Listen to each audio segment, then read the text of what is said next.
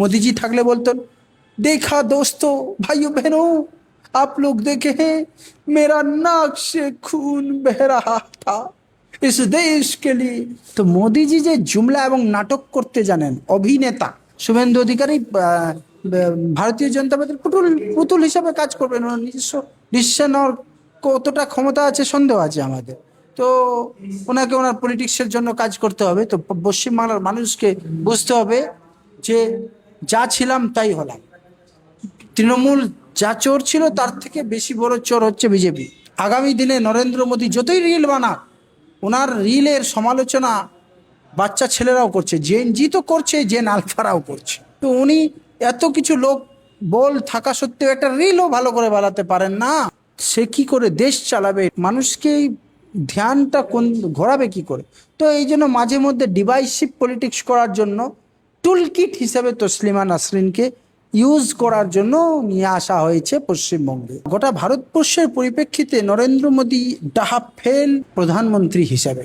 কংগ্রেস যেখানে জেগে ওঠে, বিজেপিকে শুইয়ে দেয়, বাবা এবার তুমি ঘুমো, তোমার কাজ শেষ, তোমার তোমার পক্ষে দেশ চালানো সম্ভব নয়, তোমার পক্ষে। এটা ভারতবর্ষের মানুষ বুঝতে পেরেছে। ছাত্রছাত্রীরা তাকে তার মা তুলেও গালাগাল দিয়েছে প্রধানমন্ত্রীকে, প্রধানমন্ত্রীর মা তুলেও কিন্তু গালাগাল দিয়েছে। সেইগুলোতে উনি কিছু মনে করেননি, মাপ করে দিয়েছেন। নরেন্দ্র মোদীর এইরকম মানবিক এবং মমতার মই একটা রূপ আমরা কিন্তু দেখি। উনি কথাই মাফ করে দিয়েছেন আমি জানি না, কারণ ওনার যে ট্রোল আর্মি, ওনার যে সোশ্যাল মিডিয়ায় যে ট্রোল ভারতীয় জনতা পার্টির যে আইটি সেলের মাধ্যমে যে আছে, তারা কিন্তু তাদেরকে অ্যাটাক করছে। এবং আপনি দেখবেন যে ভারতীয় জনতা পার্টির সমালোচনা সহ্য করতে পারে না। যদিও অমিত শাহ বলেন যে আমাদেরকে গালি দাও, আমাদেরকে এই করো, কিন্তু যখন সমালোচনা করবে কেউ বা কোনো কিছু বলবে, তখন তারা কিন্তু ক্ষিপ্ত হয়ে যায়। পশ্চিম বা গোটা ভারতবর্ষের পরিপ্রেক্ষিতে নরেন্দ্র মোদী ডাহা ফেল প্রধানমন্ত্রী হিসাবে যে গুরু দায়িত্ব উনি পেয়েছিলেন, ভারতবর্ষের মানুষেরা, কিছু সংখ্যক মানুষেরা যখন ভোটের মাধ্যমে বা যেইভাবেই হোক উনি যেইভাবে এসছে বা কিন্তু দায়িত্বে আছেন, কিন্তু সেই দায়িত্ব উনি কি পালন করছেন? উনি বুকে হাত দিয়ে রেখে কথা বলুন, না, পারবেন না। ভারতবর্ষের আজকে অর্থনীতি ধ্বংস হয়ে গিয়েছে, ভারতবর্ষের যুবকদের ভবিষ্যৎ শিক্ষানীতি শিক্ষা ধ্বংস হয়ে গেছে। ভারতবর্ষের মানুষ এখন রুজি রোজগারের জন্য লড়াই করছে, বেকারত্বের হার দিন দিন বেড়ে যাচ্ছে, জিনিসপত্রের দাম আকাশ ছোঁয়া, আকাশচুম্বী। সব কিছুর মধ্য থেকে মানুষ কোথায় বিতৃষ্ণাতে আছে, তার আদিকে দুর্নীতি ভর্তি, টাকা চুরি, এই চুরি। গোটা ভারতবর্ষে আজকে মানুষ খুব শোচনীয়, ভারতবর্ষের জনগণ রয়েছে। এই অবস্থায় এই ছাত্রদের যে ক্ষোভ প্রকাশ, এটা স্বাভাবিক অ্যান্ড ন্যাচারাল, সম্পূর্ণভাবে এটা ন্যাচারাল বিষয়। কিন্তু এই ন্যাচারাল বিষয়টাকে নরেন্দ্র মোদী সহ্য করতে পারলেন না। কি করে এটাকে দমন করতে হবে? কিন্তু দমন হবে না। আগামী দিনে নরেন্দ্র মোদী যতই রিল বানাক, ওনার রিলের সমালোচনা বাচ্চা ছেলেরাও করছে, জেন জি তো করছে, জেন আলফারাও করছে। যে নাকটা দেখা যাচ্ছে মোদিজি, এইভাবে করা যায় না। তো উনি এত কিছু লোক বল থাকা সত্ত্বেও একটা রিলও ভালো করে বানাতে পারেন না। যে ব্যক্তি একটা রিল বানাতে চাইছেন, এত সংসাধন, এত কিছু রিসোর্সেস থাকার পরেও রিল বানাতে পারেন না, সে কি করে দেশ চালাবে? এটাই আজকে কোয়েশ্চেন। দেশ চালাতে পারছেন না। তো নরেন্দ্র মোদীজির একমাত্র উপায়, ভারতবর্ষের মানুষ ওনার কাছে একটি অপশন রাখবেন। সেই অপশন হচ্ছে, উনি বলেছিলেন ঝোলা উঠাকে লে চলেঙ্গে। তো নন বায়োলজিক্যাল প্রাইম মিনিস্টার মোদিজি, নরেন্দ্র মোদিজি, আপনি এখন আপনার ঝোলাটা গুছোতে শুরু করুন। কারণ আগামী দিনে এই ঝোলাটা নিয়ে যাওয়ার সময় পাবেন কিনা সেটা বলা মুশকিল। একটু ইন্টারাপ্ট করছি, আপনি বলছেন নন বায়োলজিক্যাল নরেন্দ্র মোদী, কিন্তু উনি তো বলছেন আমার মাকে অপমান করে, মানে মাকে কুরুচিকর কথাবার্তা বলে ছাত্রছাত্রীরা গালাগাল করে কথা বলে। এটাই তো প্রশ্ন।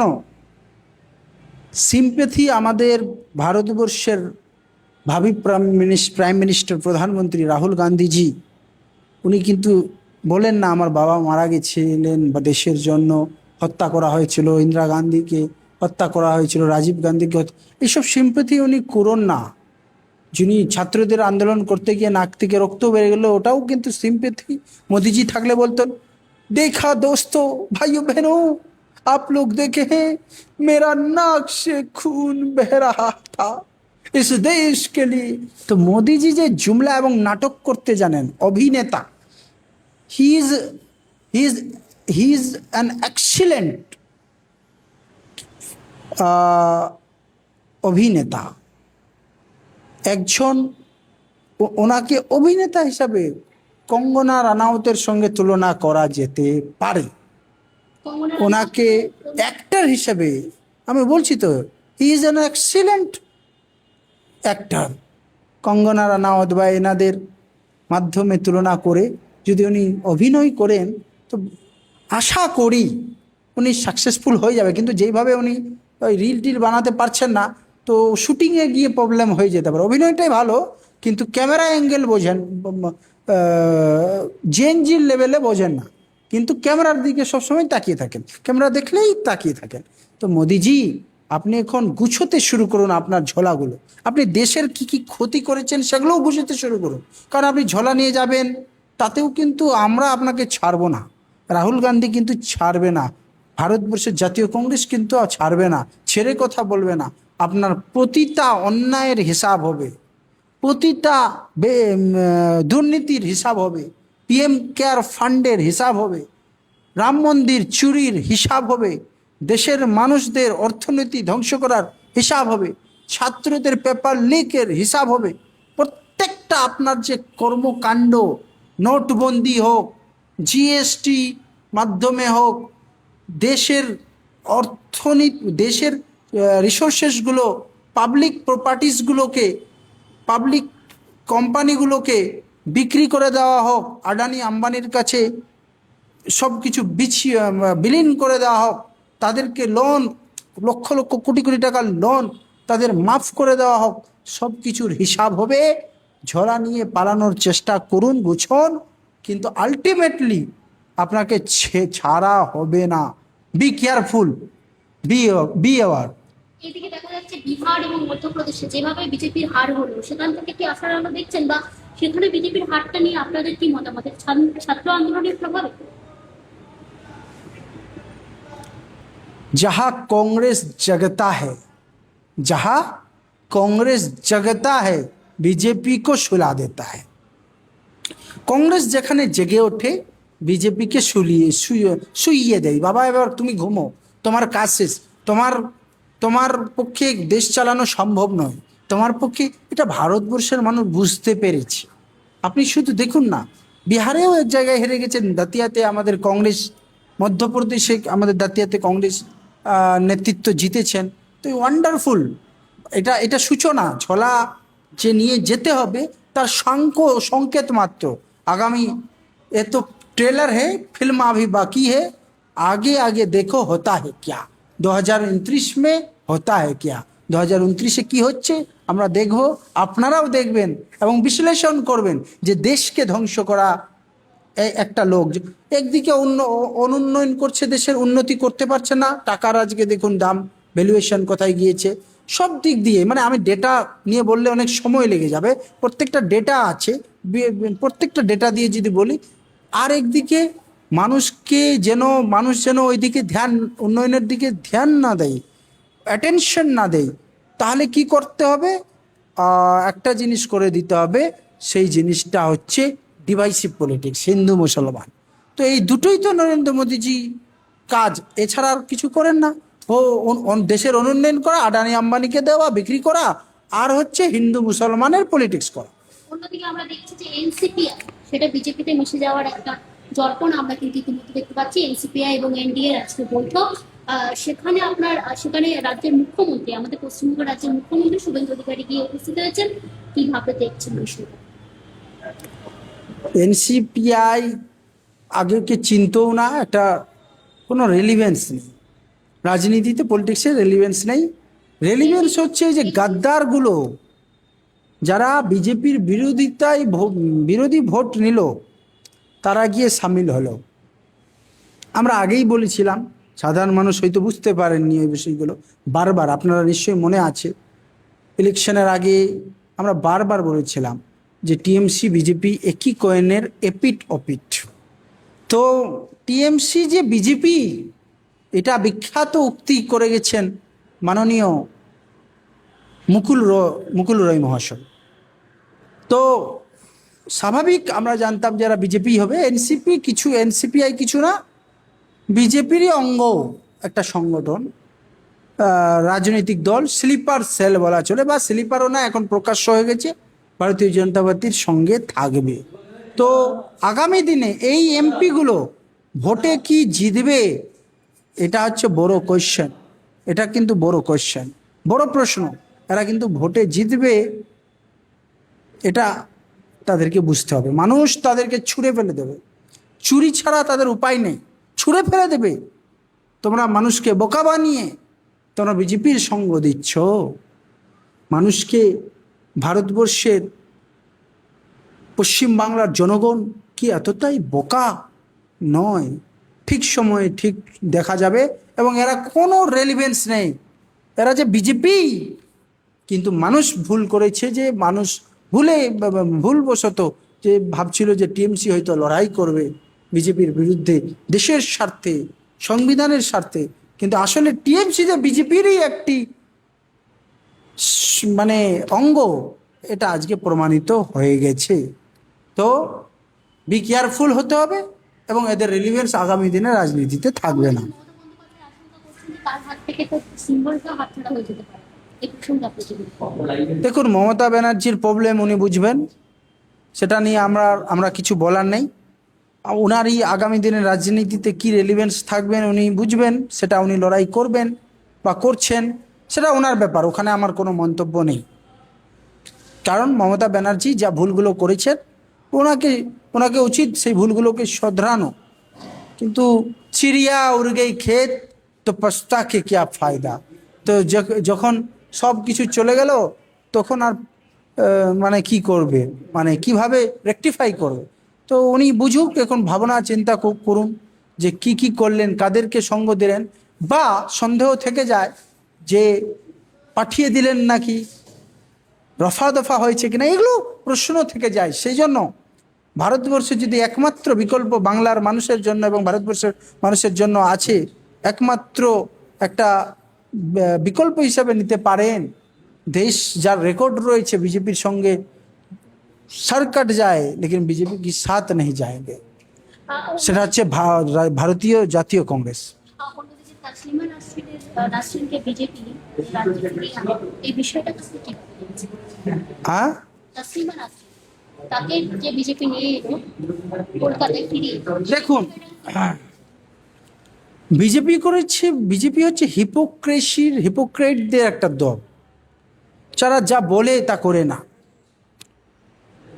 তাদের বলার মধ্যে এবং করার মধ্যে আকাশ ও আর পাতালের পার্থক্য। তসলিমা নাসরিনকে আবার পশ্চিমবঙ্গে নিয়ে আসার একমাত্র কারণ, পশ্চিমবঙ্গে যে জুমলা, আমি কোট আনকোট বলছি, প্রতিশ্রুতির নামে যে জুমলাগুলো দেওয়া হয়েছিল, সেই জুমলাগুলো পূরণ করতে পারছেন না। তো যেমন মহিলাদের এখন বাসের ওইটা একটা পিঙ্ক কার্ড না কি কার্ড থাকতে হবে, এইসব শর্ত সাপেক্ষ করে দিচ্ছে, মানে যেন দিতে না হয়। এই যে জুমলাটা তৈরি করেছে, সেটা মানুষকে ধ্যানটা ঘোরাবে কি করে? তো এই জন্য মাঝে মধ্যে ডিভাইসিভ পলিটিক্স করার জন্য টুলকিট হিসেবে তসলিমা নাসরিনকে ইউজ করার জন্য নিয়ে আসা হয়েছে পশ্চিমবঙ্গে। কিন্তু তাসলিমা নাসরিন যে বাংলায় ফিরে এসে বাংলাকে উত্তপ্ত করবে না, এই ব্যাপারে কি আপনি নিশ্চিত? ওনার কাজই তো উত্তপ্ত করা, ওনার কাজই হচ্ছে কোনো একটা কথা বলবে, সেই কথাই কন্ট্রোভার্সি তৈরি হবে। কিন্তু আমি বাংলার মানুষদেরকে বলবো, ইররেলিভেন্ট পার্সনদেরকে গুরুত্ব দেওয়া বন্ধ করুন।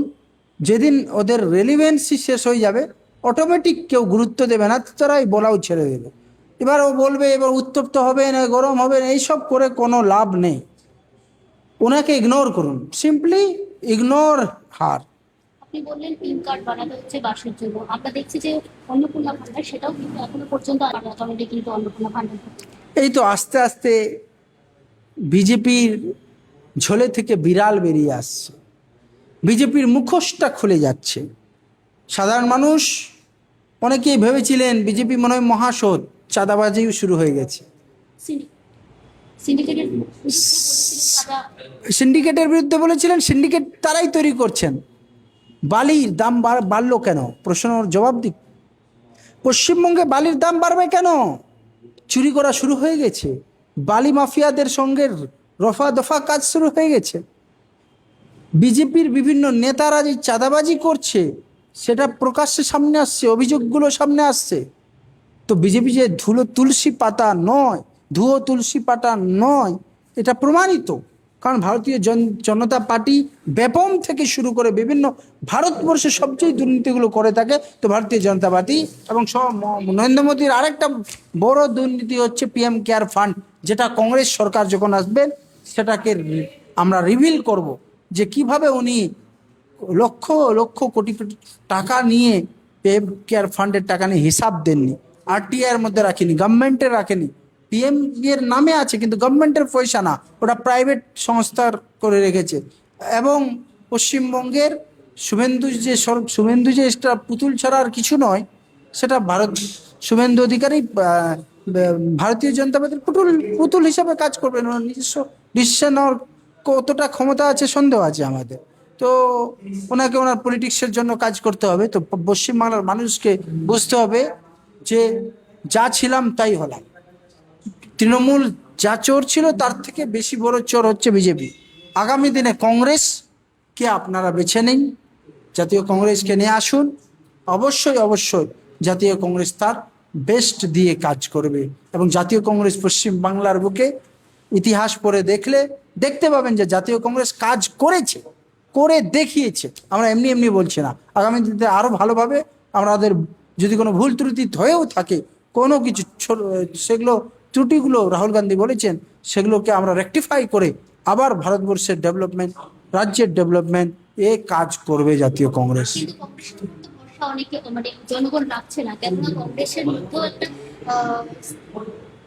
একটা কারাপ্টেড বিষয় ছিল, সেটাকে কিন্তু সবসময় মানুষ প্রমাণিত হচ্ছে না। আজকে দুঃখের বিষয়, আনফর্চুনেট, যে আফটার দ্য ডেট মারা যাওয়ার পর ডক্টর মনমোহন সিং এর উপর যে এলিগেশন